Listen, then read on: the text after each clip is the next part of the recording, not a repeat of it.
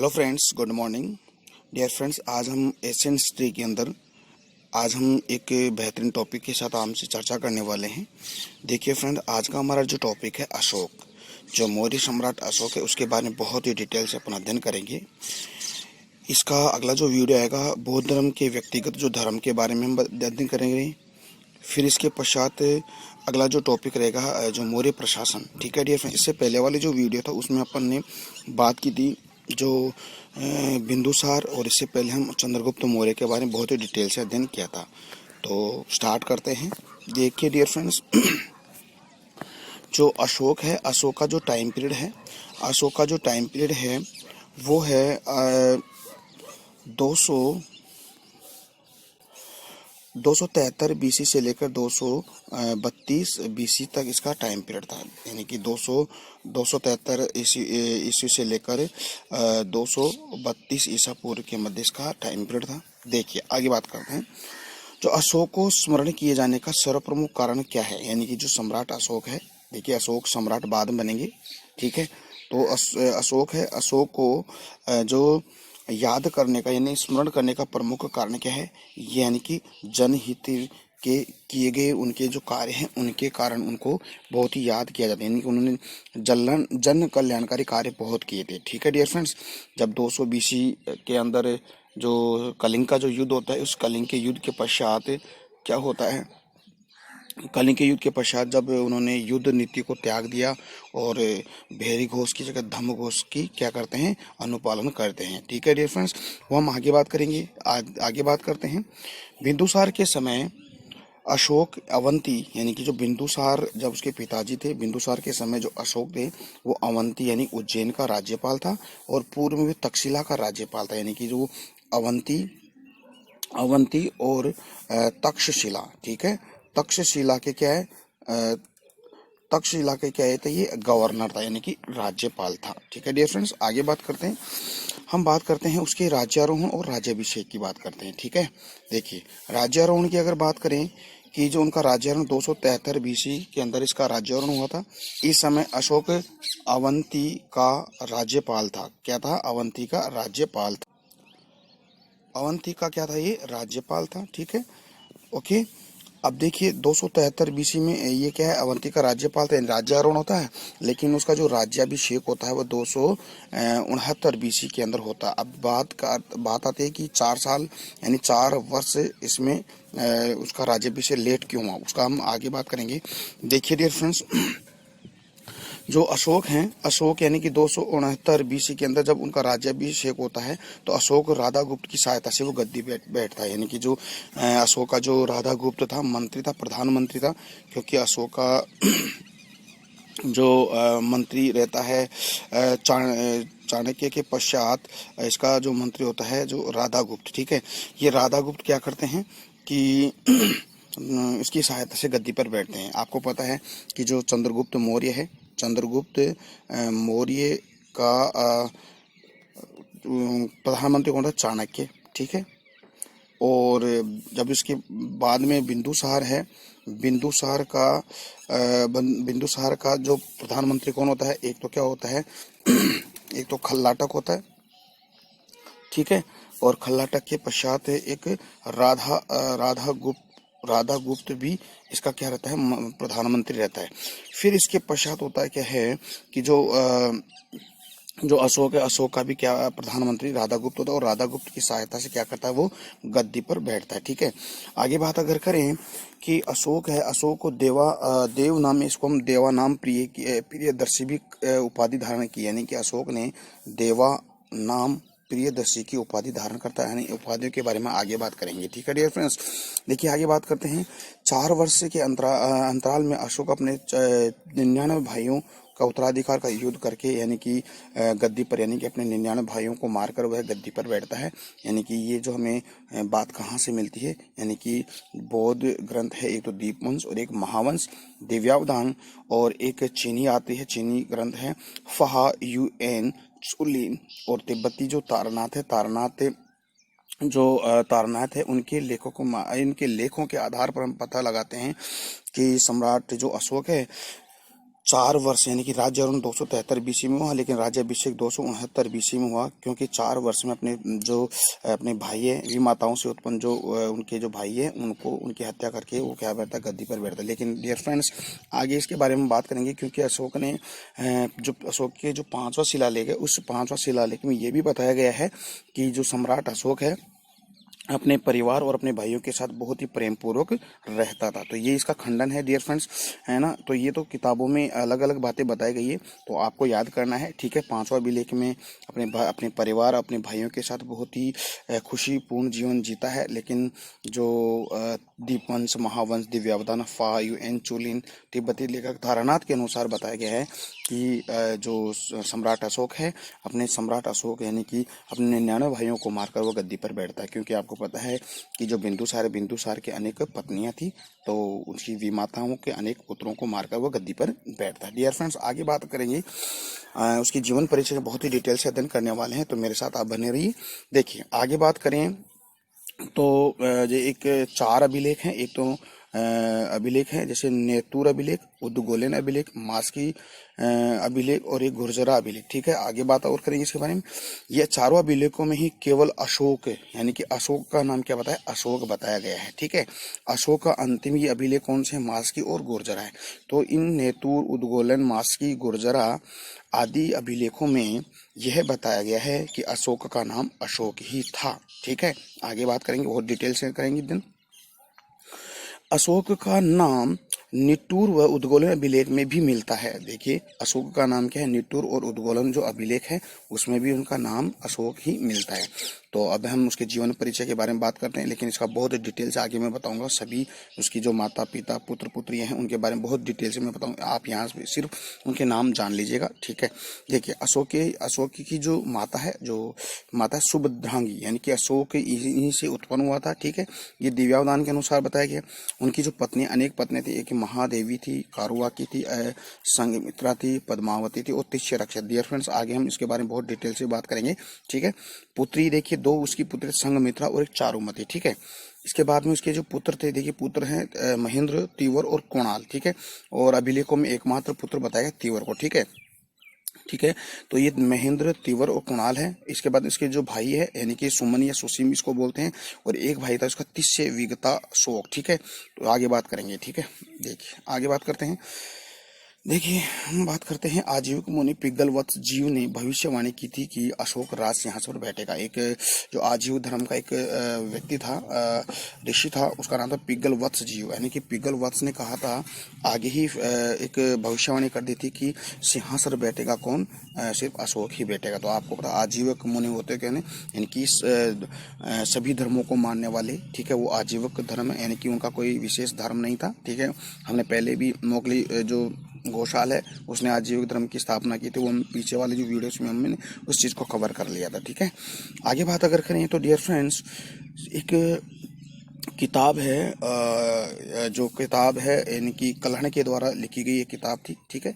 तो उस राजतरंगी नाम में किताब का, ठीक है, ग्रंथ है राजतरंगी, जिसमें आपको पता है कि जो श्री कश्मीर का पूरा इतिहास, हमें इतिहास की जानकारी मिलती है। अगर आप इस किताब को पढ़ोगे तो जो हमारा कश्मीर है, कश्मीर का इतिहास इसमें मिलता है। डियर फ्रेंड्स, देखिए, इस किताब में यानी राजतरंगिणी के अनुसार अशोक वितस्ता और झेलम नदी के किनारे एक नगर की स्थापना की थी। उस नगर का नाम है श्रीनगर, ठीक है। बहुत इंपॉर्टेंट है कि राजतरंगिणी कल्हण के द्वारा लिखी गई किताब, उसमें यह पता चलता है कि कश्मीर के अंदर श्रीनगर की स्थापना किसके द्वारा की गई थी, अशोक के द्वारा की गई थी। इसके आगे अगर बात करें कि एक नगर और था, उस नगर का नाम था देवपतन, ठीक है। उस देवपतन को ललित पाटन भी कहते हैं।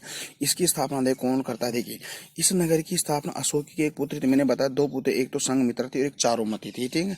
तो चारुमती थी, इस चारुमती ने इस नेपाल के अंदर एक देवपतन यानी कि ललित पाटन नगर की स्थापना की थी, उसको बसाया था। फिर इसके बाद में जो अशोक है उसका विवाह उसकी जो नेपाल के एक राजा है देवपाल के साथ उसका विवाह कर दिया जाता। तो 2 फैक्ट आपको याद करने हैं, यानी कि श्रीनगर की स्थापना जो अशोक ने, और देवपत्नी ललित पाटन की स्थापना यानी नेपाल में किसने, चारुमती, और चारुमती का विवाह किसके साथ होता है, नेपाल के एक शासक है देवपाल के साथ उसका विवाह हो जाता। आई होप आपको ये चीजें समझ में आ रही है डियर फ्रेंड्स। देखिए, आगे बात करते हैं।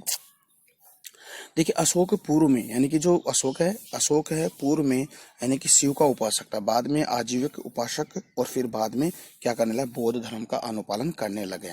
तो देखिए आजीविक, ठीक है, पहले शिव का उपासक था, फिर बाद में आजीविक उपासक बना, यानी फिर बाद में बौद्ध धर्म का पालन करने लगे। ठीक है डियर फ्रेंड्स, वो हम बौद्ध धर्म का व्यक्तिगत धर्म के बारे में एक पर्सनली वीडियो बनाएंगे, तो उसमें आपको बहुत ही डिटेल्स हम पढ़ाने वाले हैं, तो आप बने रहिए मेरे साथ। ठीक है डियर फ्रेंड्स, आगे बात करते हैं कि अशोक पूर्व में शिव का उपासक था, बाद में आजीविक उपासक और बाद में फिर क्या बौद्ध धर्म का पालन करने लग गया। ठीक है उपगुप्त से वो दीक्षा लेता है और उपगुप्त दीक्षा लेकर वो बौद्ध धर्म को अपना धर्म मानने लग गया था। ठीक है, एकमात्र विदेशी शासक, यानी कि एकमात्र विदेशी शासक था जिसने अशोक के समान देवानाम प्रिय की उपाधि धारण की, तो वो है आपका श्रीलंका का शासक तिष्य। ठीक है, तो बहुत इंपॉर्टेंट है। ठीक है, यानी कि देवानाम प्रिय की उपाधि 3 व्यक्तियों ने धारण की थी, एक तो अशोक, ठीक है, वो आगे बात बताएंगे, अशोक, फिर एक अशोक का पौत्र है दशरथ, ठीक है, दशरथ, ठीक है, और एक था श्रीलंका का शासक तिष्य। ठीक है,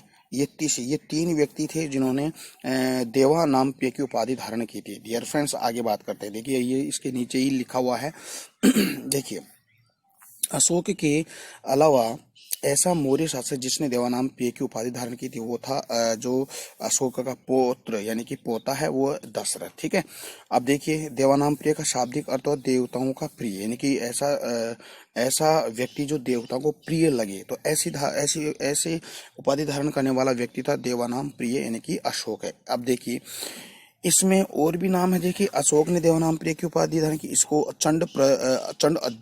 अशोक भी कहा गया है। अगर आपने सम्राट अशोक यानी कि अशोक का दी ग्रेट मूवी देखी होगी, तो कुछ समय के लिए जब वो ओडिशा पर यानी कि कलिंग पर आक्रमण करता, तो वो चंड अशोक की भांति काम यानी कि बहुत ही नरसंहार करता है। ठीक है, तो उस वक्त उसको कहा गया चंड अशोक कहा गया, यानी कि बहुत ही विध्वंसकारी युद्ध उसने किया था और अनेक लोगों को यानी कि 5 से 10 लाख लोगों को मौत के घाट उसने उतार दिए थे। ठीक है, तो ये चंड अशोक भी कहते हैं और इसको चंड अशोक भी कहा गया। एक दूसरी उपाधि धारण की देवानाम प्रिय की एक व्यक्ति था जो श्रीलंका का शासक था तिष्य ने। ठीक है, और अशोक का पौत्र था दशरथ ने भी देवानाम प्रिय की उपाधि धारण की थी। तो आई होप ये चीज आपको याद हो गई होगी। डियर फ्रेंड्स, यहाँ से क्वेश्चन बहुत ही इंपॉर्टेंट है, यहाँ से क्वेश्चन बनने लायक है। आगे बात करते हैं। देखिए बुद्ध घोष ने, यानी कि बुद्ध घोष ने एक किताब लिखी थी। बुद्ध घोष ने सामंत पाशादिका टीका, एक टीका लिखी थी, सामंत पाशादिका टीका की रचना है जिसमें अशोक का उल्लेख है।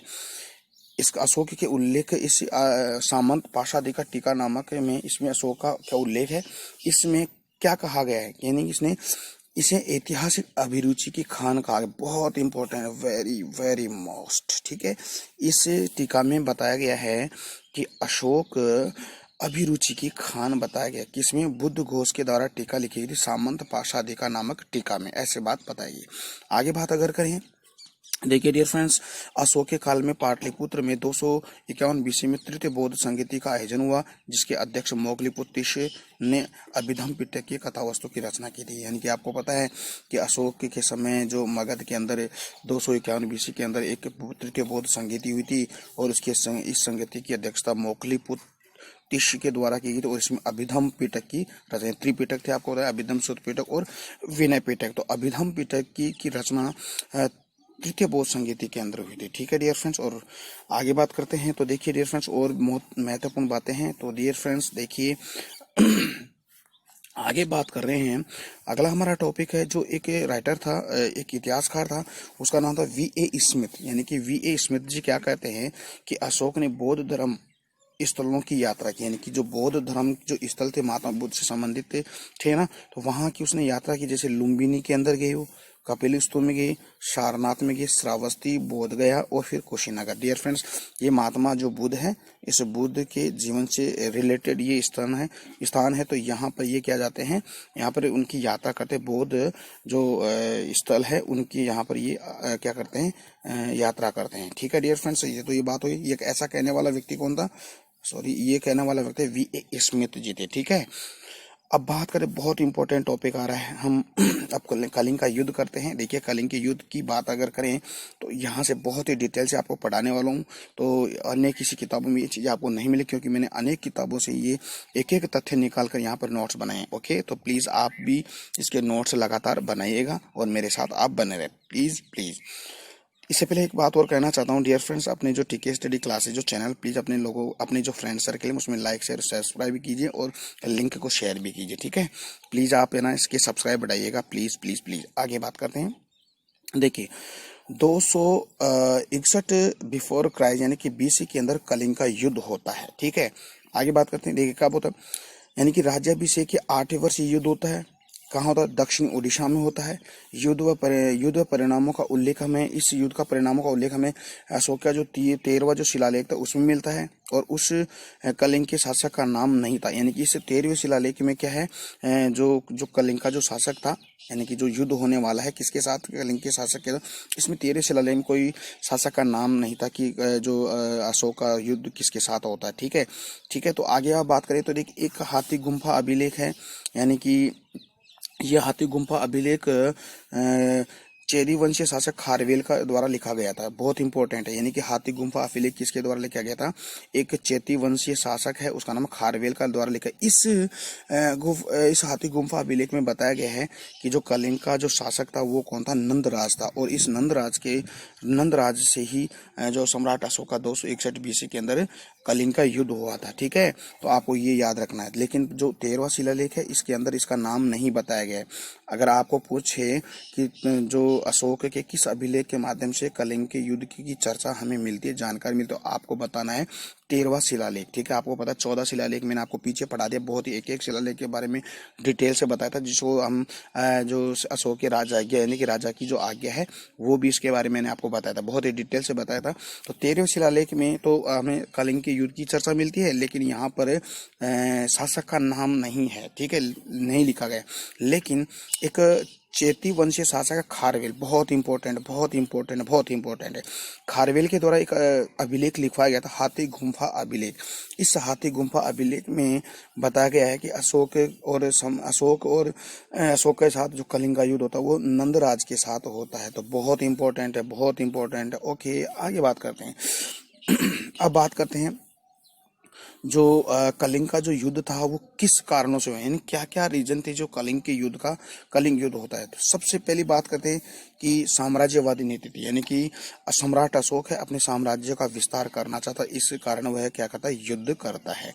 इसके बाद दूसरी बात है कलिंग की विशिष्ट भौगोलिक स्थिति, यानी कि कलिंग की जो एक भौगोलिक स्थिति बहुत ही अच्छी थी, क्योंकि यहाँ से विभिन्न प्रकार के आयात निर्यात व्यापार जो ट्रेड होता है वो कर सकता था और अपनी सीमाओं को बिल्कुल एक परकोटे के समान बांध सकता था, यानी कि सुरक्षित रख सकता था। साथ ही वो कहने का मतलब है जो बंगाल की खाड़ी उस पर भी अधिकार कर सकता था, ठीक है डियर फ्रेंड्स।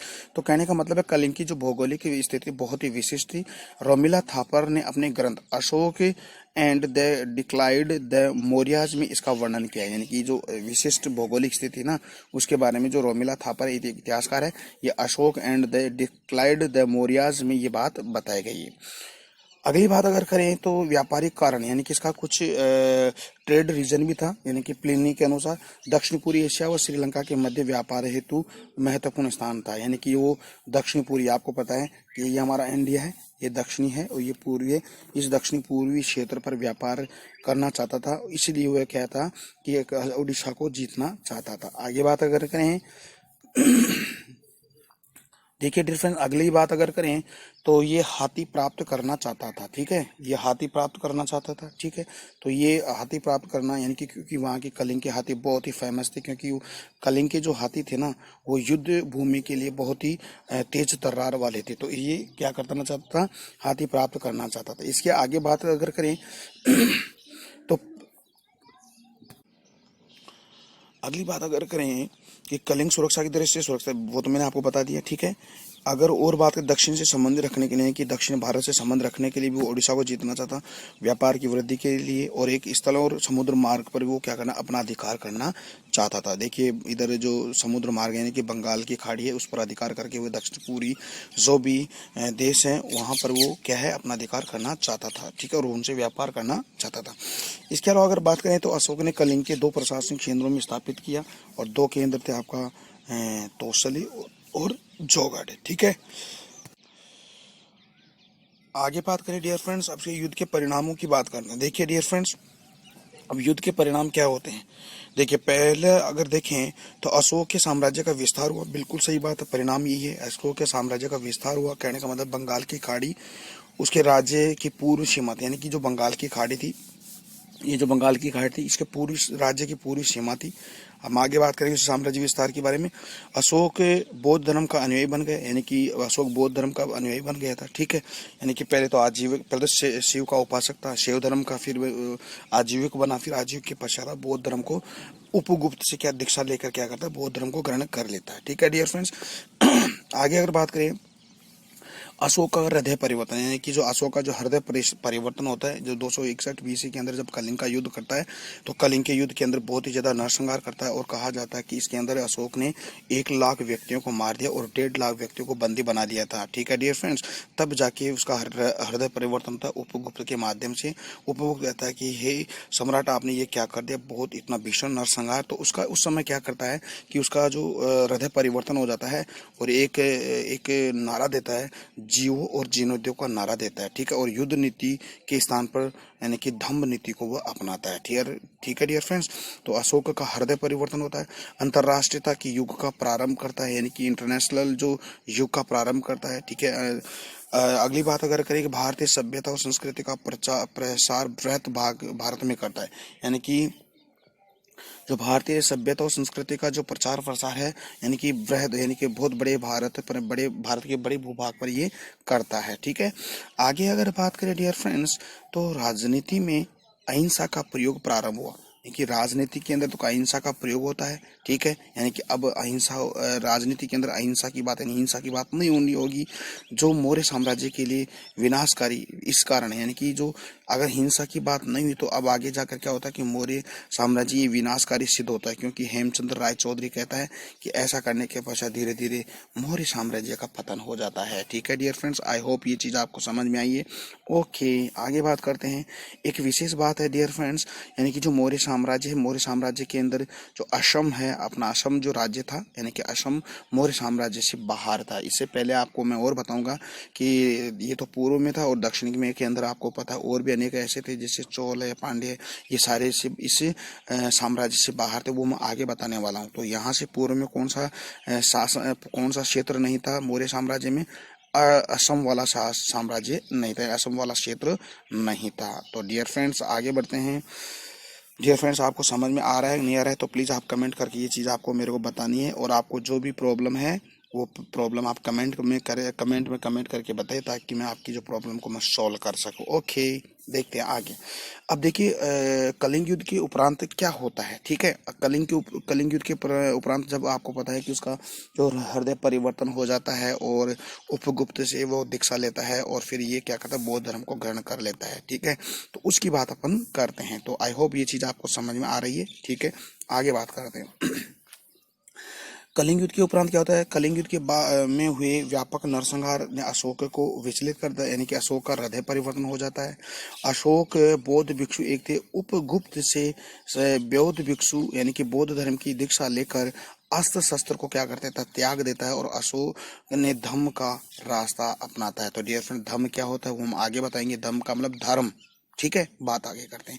तो अशोक ने क्या करता है कि जब ये हृदय परिवर्तन होता है, उपगुप्त से बौद्ध धर्म की दीक्षा लेता है और अस्त्र शस्त्र को त्याग देता है और युद्ध के स्थान पर धर्म का अनुपालन करने लग जाता है, ठीक है। तो देखिए डियर फ्रेंड्स आगे बात करें तो देखिए धर्म क्या है, ठीक है।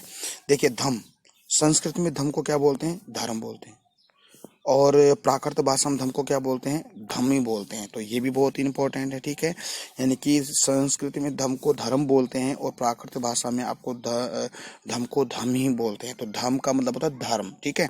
देखिए धम की व्याख्या अशोक ने अपने जो शिलालेख है दूसरे और सातवें शिलालेख में यह व्याख्या करता है, धम की व्याख्या करता है, ठीक है। अब बात करते हैं कि धम होता क्या है। देखिए धम क्या होता है, धम किसे कहते हैं। देखिए अशोक के अनुसार धम क्या है, यानी कि धम है साधुता, यानी कि धम क्या है, साधुता है। कल्याणकारी राज्य की स्थापना करना ही क्या कहलाता है, धम कहलाता है। पाप रहित होने, पाप से दूर रहना, मृदुलता यानी मधुरता, दया और दान आदि ही क्या कहलाती है, आपका धम कहलाता है। डियर फ्रेंड्स मैं आगे ये और बताऊंगा, ठीक है। इसके बाद में अशोक पहले तो ब्राह्मण था, अब क्या होगा, ये बौद्ध धर्मावलंबी बन गया था। इसके आगे और बताऊंगा धम क्या होता है। तो आपको याद क्या करना है, देखिए धम है साधुता, ठीक है। साधुता की पालना करें, यानी कि एक सच्चा इंसान, नीतिगत इंसान बनना, ठीक है, व्यक्ति बनना। व्यापारी कल्याणकारी राज्य की स्थापना करना, पाप रहित रहना, पाप से दूर रहना, मृदुलता, मधुरता, दया और दान आदि करना, ये एक धम की परिभाषा है। ओके आगे बात करते हैं।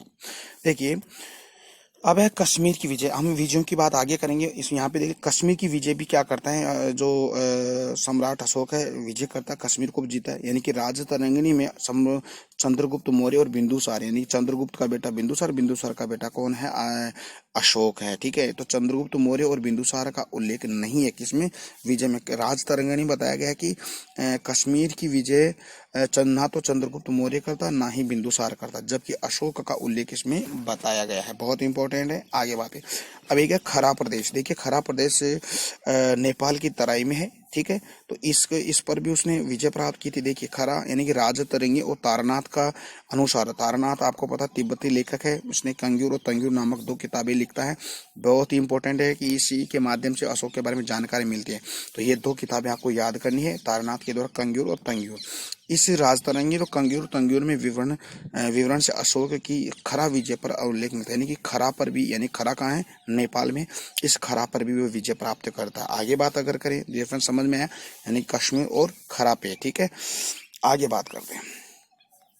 आगे अगर बात करें तो देखिए डियर फ्रेंड्स, अब इम्पोर्टेंट बात आती है। अभी मैंने अब आपको बताया था कि जो 4 साल लग जाता है, यानी कि 273 बीस ईसा पूर्व में क्या करता है, राजारोहण होता है, अभिषेक 269 बीसी में होता है। तो 4 वर्ष ये क्या करता है, देखिए 4 वर्ष क्या करता है। इसमें मैंने आपको बता दिया था कि सिंहली अनुश्रुति दीपवंश महावंश के अनुसार अशोक अपने 99 जो विमाताओं के जो पुत्र थे, यानी कि अपने भाई थे, उनको मार कर गद्दी पर बैठता है।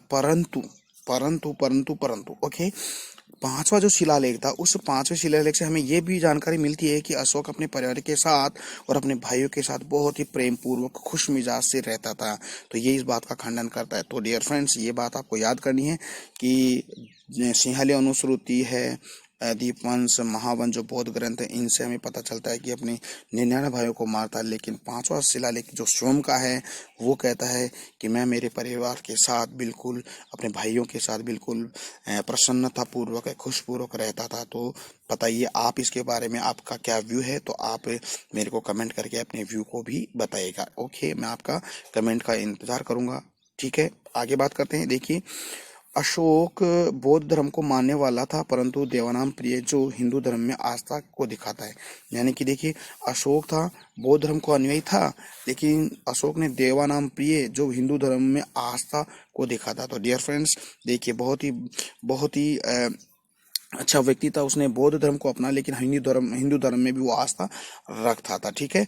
अशोक का नाम जो अशोक का नाम अशोक 4 अभिलेखों में मिलता है। यानी कि अशोक का नाम जो अशोक है वो 4 अभिलेखों से मिलता है। बहुत इंपॉर्टेंट है, बहुत इंपॉर्टेंट। देखिए गुर्जरा अभिलेख में भी अशोक का नाम अशोक है, मास्की अभिलेख में अशोक का नाम अशोक है, नौतुर अभिलेख में भी अशोक का नाम अशोक है, और उद्गोलन में भी अशोक का नाम क्या बताया गया, अशोक बताया गया। तो डियर फ्रेंड्स ये चीज मैंने आपको पहले बता दी, तो यहाँ पे भी मैंने आपको बहुत ही डिटेल से बता दिया है। आगे अगर बात करें, एक है भाबरू, जो आपको पता है कि अपने जयपुर के अंदर है, यानी कि विराट अभिलेख उसको भी बोलते हैं, जो विराट नगर जो शाहपुरा के पास में एक भाबरू गांव है। डियर फ्रेंड्स मैं खुद जाके आया हूँ और ये अभिलेख भी देख के आया हूँ, लेकिन अभिलेख आज वर्तमान में नहीं है, क्योंकि लोग बताते हैं कि इसका जो अभिलेख को जो कलकत्ता का जो संग्रहालय उसमें उसको रखा गया है। ठीक है, लोग बताते हैं कि यहाँ पर था। इसमें भी क्या बात है, देखिए भाबरू या बेराट के अभिलेख में क्या है, अशोक को देव प्रियदर्शी यानी अशोक को प्रियदर्शी और एक मगधाधिराज यानी कि मगध का राजा, ठीक है, ये नाम से संबोधित किया गया उस किसमें, इस अभिलेख में, भाबरू के अभिलेख के अंदर क्या बताया गया है, एक तो क्या बताया गया है, एक तो प्रियदर्शी और एक मगधाधिराज यानी कि मगध का राजा का नाम उल्लेखित किया गया कहाँ पे, भाबरू और बेराट का अभिलेख है के अंदर, जो हमारे जयपुर के शाहपुरा के पास एक भाबरू नामक गांव है। ठीक है, तो डियर फ्रेंड्स, अगर आपको मौका मिले तो आप उस गांव की सैर कीजिएगा, लेकिन आपको वहाँ पे ये जो अभिलेख तो मिलेगा नहीं, लेकिन वहाँ पे अगर आप जाओगे तो आपको अलग ही फील होगी। ठीक है, तो आप इतिहास से जुड़ जाओगे, आपका जो माइंड है वो इतिहास से जुड़ जाएगा। तो प्लीज़ आप कभी भी मौका मिले तो आप इस गांव में जाइएगा और लोगों से पूछताछ कीजिएगा, ताकि आपका जो हिस्टोरिकल जो माइंड होगा, ऐतिहासिक जो माइंड है वो आपका डेवलप होगा। ठीक है डियर फ्रेंड्स, आगे बात करते हैं। देखिए भाबरू या बेराट अभिलेख में जो बौद्ध धर्म के त्रिरत्न हैं उनसे जानकारी मिलती है, यानी उनसे ये जानकारी मिलती है कि वाकई में जो सम्राट अशोक थे वो बौद्ध धर्म के अनुयायी थे। इस अभिलेख से ये जानकारी मिलती है। तो देखिए त्रिरत्न कौन से हैं, त्रिरत्न बौद्ध धर्म के धम्म यानी कि बुद्ध, धम्म और घोष, इसको हम BDS यानी बी यानी बुद्ध, डी यानी धम्म और एस यानी संघ। तो इसको याद करने का तरीका बता रहा हूँ डियर फ्रेंड्स। देखिए क्या करोगे, बी यानी कि बुद्ध, डी यानी कि धम्म और एस यानी संघ, यानी कि BDS यानी कि बुद्ध, धम्म और संघ, ये बौद्ध धर्म के त्रिरत्न है। तो ठीक है, यहाँ से जानकारी मिलती है भाबरू के अभिलेख से। ठीक है डियर फ्रेंड्स, आगे बात करें। इसमें मास्की का एक अभिलेख है। मास्की आपको पता है MP मध्य प्रदेश में है। तो यहाँ से भी अशोकों को क्या कहा गया, शाक्य, बुद्ध शाक्य कहा गया है। ठीक है, बहुत इंपॉर्टेंट है, ये भी मोस्ट है, वेरी वेरी मोस्ट। ठीक है, तो इसको क्या बताया गया, बुद्ध शाक्य कहा गया है कि इसको सम्राट अशोक को। ठीक है, एक अभिलेख है पनगुडेरिया अभिलेख, यानी कि ये पनगुडेरिया अभिलेख है मध्य प्रदेश में। इस पनगुडेरिया अभिलेख में अशोक के लिए एक अलग से ही नाम बताया गया है, एक उपाधि है, यानी कि महाराजाधिराज की वह उपाधि धारण करता। तो ये भी बहुत इंपॉर्टेंट पनगुडेरिया अभिलेख है। ठीक है, अनेक किताब उसका अलग अलग नाम भी है। बात करते हैं आगे। पुराणों के अंदर अशोक वर्धन बताए, बहुत इंपॉर्टेंट है, बहुत इंपॉर्टेंट है। अशोक वर्धन किस के माध्यम से पता चलता है, पुराणों के अनुसार, जो मैंने आपको बताया 18 पुराण है उसके बारे में। तो देखिए इसको मैंने एक जगह किया है, तो आप इसको देख लीजिएगा। ठीक है, अशोक अभिलेखों के अन्य नाम है, यानी कि स्वयं के अभिलेख में क्या, देवानाम प्रिय की उपाधि। ठीक है, देवानाम प्रिय बताया गया है। गुर्जरा MP के अंदर मास्की, नोतूर और उद्गोलन में अशोक का नाम अशोक कहा गया है। ठीक है, इसके बाद में अगर देखें कि भाबरू के शिलालेख बेराट यानी कि जयपुर के अंदर, उसमें प्रियदर्शी और मगधाधिराज, मास्की का जो अभिलेख उसमें बुद्ध शाक्य बताया गया, और पनगुडिया यानी कि अभिलेख में मगधाधिराज की उपाधि यानी नाम बताया गया, और पुराणों के अंदर उसको अशोक वर्धन कहा गया है। ओके, आगे बात है। अब डिटेल से हम बात करेंगे अशोक के जीवन के परिचय की बात करते हैं, बहुत इंपॉर्टेंट है। तो यहाँ से आप भी इसके भी आप नोट्स बनाइएगा। देखिए सबसे पहले अगर बात करें उनके पिताजी का नाम बिंदुसार, सभी को पता है। अब देखिए माता, देखिए एक तो धम्मा, एक पाशादिक और एक सुभद्रांगी। तो सुभद्रांगी से ही तो उत्पन्न होता है अशोक। तो ये नाम एक ही है, लेकिन ग्रंथों में इनके नाम अलग अलग बताएंगे। बौद्ध ग्रंथ है एक महाबोधि वंश, उसमें धम्म कहा गया है, और बौद्ध ग्रंथ दिव्यावदान में इसको पाशादिका भी कहा गया, और सुभद्रांगी यानी बौद्ध अशोक अवदान माला यानी कि सुभद्रांगी बताया गया, दिव्यावदान में इसको सुभद्रांगी बताया गया है। आगे बात करते हैं। सभी एक ही नाम है डियर फ्रेंड, मैंने बताया सभी एक ही नाम है, क्योंकि बौद्ध ग्रंथों में अलग अलग नाम बताया गया है।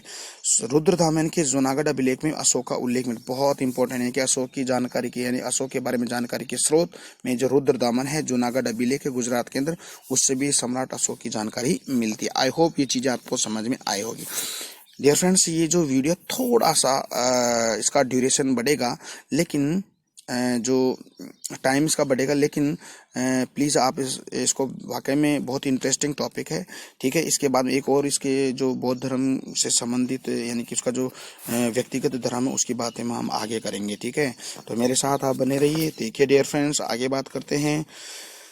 तो अब उसकी पत्नियों की बात करते हैं, बहुत इंपॉर्टेंट है पत्नियों की बात। इसकी भी अनेक पत्नियां थी। देखिए, एक पत्नी का था संघमित्रा, जो उसकी पटरानी थी, यानी कि मुख्य रानी थी। ठीक है, पहली बात।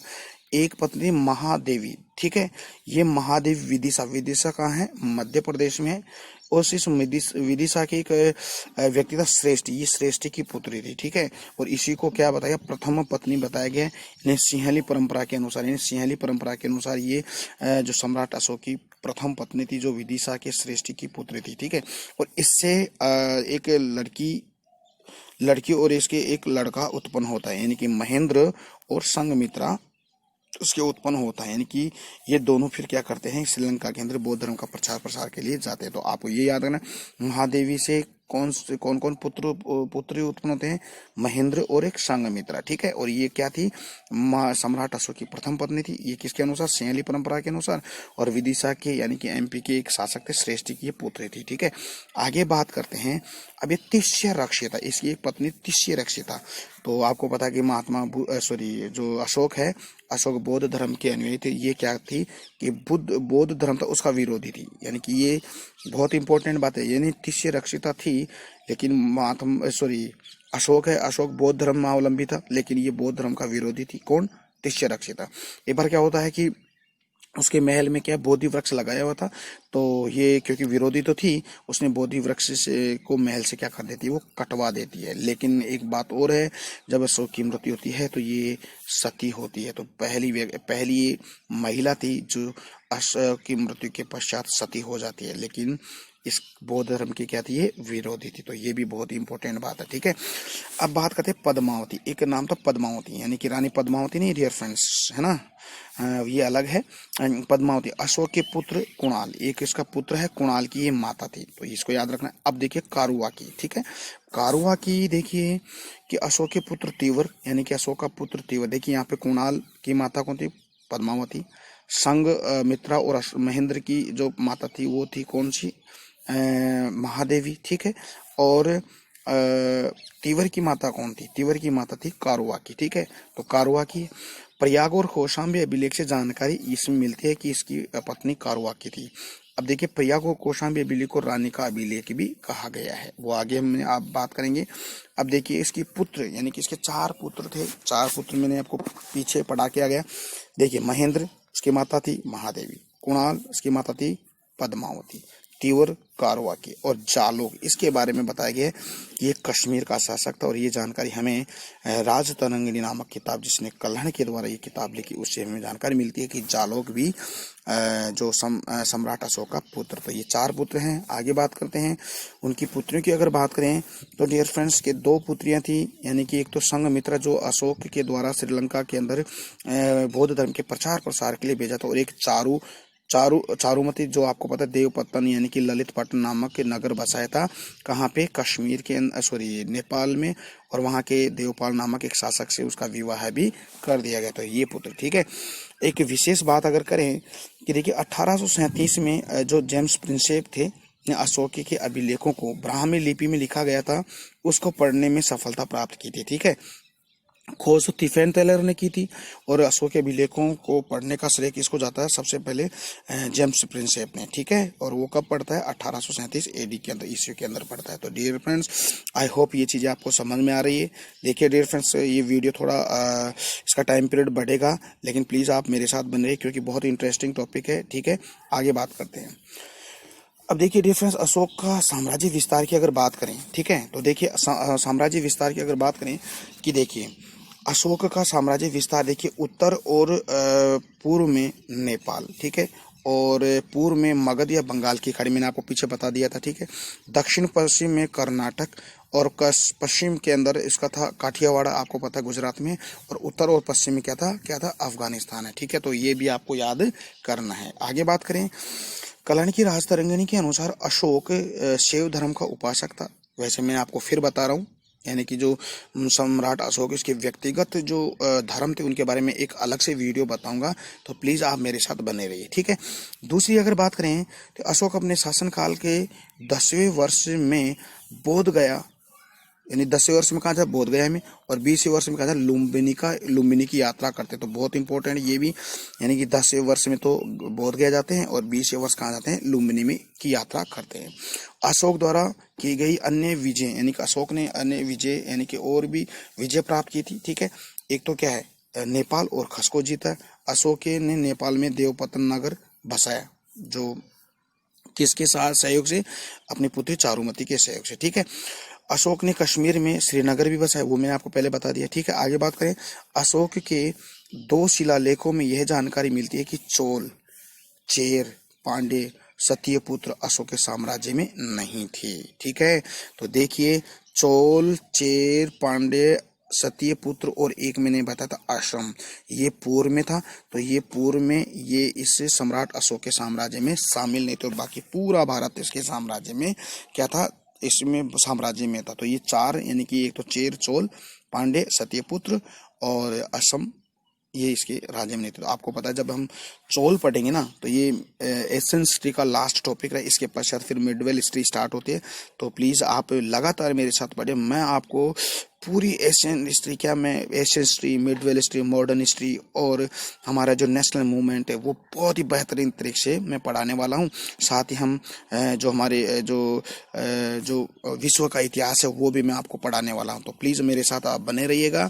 ठीक है, और अपनी जो टीके स्टडी क्लासेज है जिसकी लिंक को अपने दोस्तों के साथ शेयर कीजिएगा, और सब्सक्राइब भी प्लीज़ आप बढ़ाइएगा। आगे बात करते हैं, देखिए, तो ये चोल, चेर, पांडे, सत्यपुत्र और असम अशोक के साम्राज्य में नहीं थे। अशोक ने धर्म की परिभाषा क्या बताई, राहुलोवाद सूत्र में किया है, यानी कि अशोक ने अपने धर्म की परिभाषा एक राहुलोवाद सूत्र में लिखा है। अब देखिए, मैंने पीछे भी आपको मैंने बता दिया धर्म क्या होता है। ठीक है, देखिए, इसके अलावा धर्म क्या है, प्राणियों का वध ना करना, यानी कि प्राणियों को कभी भी वध नहीं करना, इनको सताना नहीं चाहिए। माता पिता का आदर करना, ये भी एक धर्म है ना। गुरुजन, अपने जो गुरुजन है और अपने से बड़े जो है उनका आदर करना भी क्या है, एक धर्म है, यानी कि धर्म है। हिंसा न करना, आदर व सम्मान करना, ये भी धर्म है।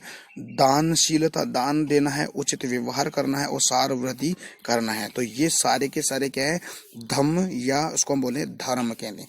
यानी कि प्राकृत भाषा में धम्म को धम्म बोलते हैं और संस्कृत भाषा में धम्म को क्या बोलते हैं, धर्म बोलते हैं। तो आगे बात करते हैं, सार वृद्धि क्या होती है। देखिए डियर फ्रेंड्स, हाँ जी, देखिए, सारवृद्धि क्या होती है, यानी कि शिलालेख, यानी कि अशोक के 12वें शिलालेख में बताया गया सारवृद्धि क्या होती है। देखिए, अपने धर्म की उन्नति के साथ साथ अन्य धर्मों की उन्नति भी की कामना करना सारवृद्धि कहलाता है। बहुत इंपॉर्टेंट है कि इसकी जो सम्राट अशोक की थिंकिंग ऐसी थी कि वो अपने धर्म यानी कि बौद्ध धर्म की उन्नति तो करेगा, साथ ही अन्य धर्मों के की उन्नति की कामना भी करेगा। तो ये बात थी सारवृद्धि कहलाती है। डियर फ्रेंड्स, आगे बात करते हैं, प्रथम शिलालेख में क्या बात बताई है, मैंने आपको पीछे बता दिया। 14 शिलालेख उसके बारे में एक के बारे में डिटेल से बताया। तो डियर फ्रेंड्स, यहाँ से आप थोड़ा सा फासले चलते हैं। देखिए, यानी कि प्रथम शिलालेख में जीवों के ऊपर प्रतिबंध लगाया, सोरापान, मांस भक्षण, मल्ल युद्ध आदि पर प्रतिबंध लगा दिया। धम्म यात्रा, राज्याभिषेक के 14वें वर्ष में 5वें शिलालेख में बताया गया है कि धम्म महात्माओं की नियुक्ति करे, यानी अधिकारियों की नियुक्ति करेगा। अशोक का बौद्ध धर्म के प्रति लगन और उत्साह इतना बढ़ गया कि वह सुदूर देश यानी कि बौद्ध धर्म का प्रचार प्रसार के लिए अपने पुत्र और अपनी पुत्री यानी कि महेंद्र और संघमित्रा को श्रीलंका में क्या करता है, बौद्ध धर्म के प्रचार प्रसार के लिए भेजता है। इसके साथ ही वह 84,000 स्तूपों की स्थापना कर, जिसमें सबसे इम्पोर्टेंट आपका सांची का स्तूप, यानी कि एमपी के अंदर, मध्य प्रदेश के अंदर यह है। सारनाथ का धर्मराजिक स्तूप, यानी कि सारनाथ यानी कि जो बनारस उत्तर प्रदेश में उसका एक जो स्तूप है, धर्मराजिक स्तूप है, ये भी इसके द्वारा स्थापित किया गया। यानी कि सारनाथ को पता है, मैंने आपको पिछले वीडियो में बता दिया कि सारनाथ का एक अलग नाम है, ऋषिपत्तनम भी इसको कहते हैं। ठीक है डियर फ्रेंड्स, अब बात आती है कि जो मौर्य प्रशासन की जानकारी कहाँ कहाँ से मिलती है। तो डियर फ्रेंड, जितने भी मैंने आपको किताबें, ग्रंथ बताए हैं, जिससे विदेशी राइटर बताए, उनसे में जानकारी मिलती है। देखिए, कौटिल्य का अर्थशास्त्र मिलती है, मेगास्टीनियस का इंडिका नामक पुस्तक, रुद्रदामा का जूनागढ़ और अशोक के शिलालेखों से में जानकारी मिलती है।